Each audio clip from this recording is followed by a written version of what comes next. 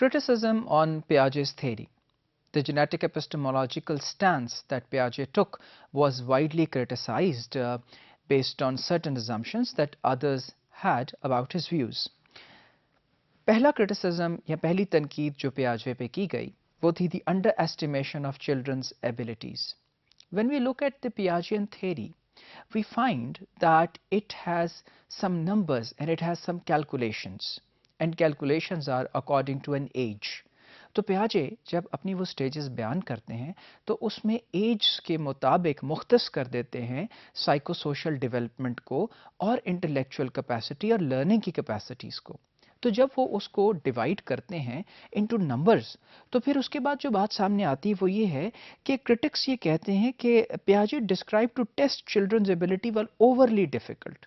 अब जब पियाजे बच्चों की जो एबिलिटीज़ हैं उनको जब डिस्क्राइब करते हैं with in a certain age तो वो ओवरली डिफ़िकल्ट है, यानी वो नॉर्मल से ज़्यादा कॉम्प्लेक्स हैं, जबकि उनका ये ख्याल है कि young children are capable and can succeed on simpler forms of tasks requiring the same skills.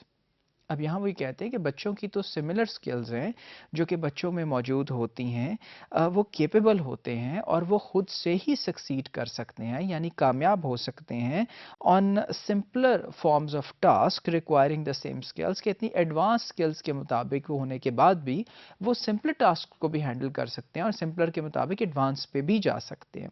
तो यहाँ ये बात हमारे सामने आती है कि इन स्टेजेस के मुताबिक ये असेस करना कि ये कॉम्प्लेक्सिटी सब में एग्जिस्ट करती हैं, ये एक जनरलाइजेशन है, यानी एक ऐसा फिनोमेना है जिसको हम उस तरह से मैयर नहीं कर सकते या उस डिफ़िकल्ट से इसे मैयर न करें जिस तरह के शॉन पियाजे ने समझा है.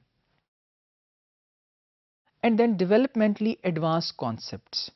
Piaget efforts to teach children developmentally advanced concepts would be unsuccessful. और जहाँ पियाजे ये बात करते हैं कि डेवलपमेंटली एडवांस कॉन्सेप्ट्स आप बच्चों को सिखाएं, यानी अगर आप एक ग्रुप के अंदर उनको बिठाते हैं और कोशिश करते हैं कि जो अभी उस रेट में पीछे हैं वो उससे ज़्यादा तेज़ हो जाएं, तो फिर वो ये कहते हैं कि ये अनसक्सेसफुल हो सकता है. क्योंकि however researchers found that children often learn more advanced concepts with brief instructions. लेकिन researchers ने ये भी देखा कि जो बच्चे हैं वो ज़्यादा जो brief concepts हैं वो brief instructions के साथ brief और advanced concepts दोनों को याद कर सकते हैं.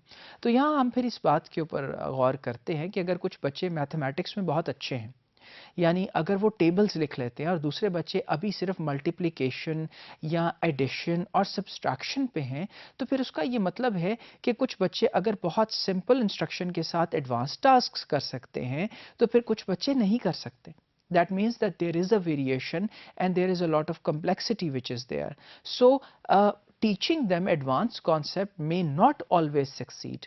और यहाँ पे पियाजे की थ्योरी को इसी क्रिटिसिज्म का सामना है कि अगर उनको हम कोशिश करते हैं एडवांस कॉन्सेप्ट सिखाने की तो हमारे पास ये कोई गारंटीज नहीं है कि the child will learn or he or she will succeed in doing the task, because there are developmental differences and it can not be measured simply that way.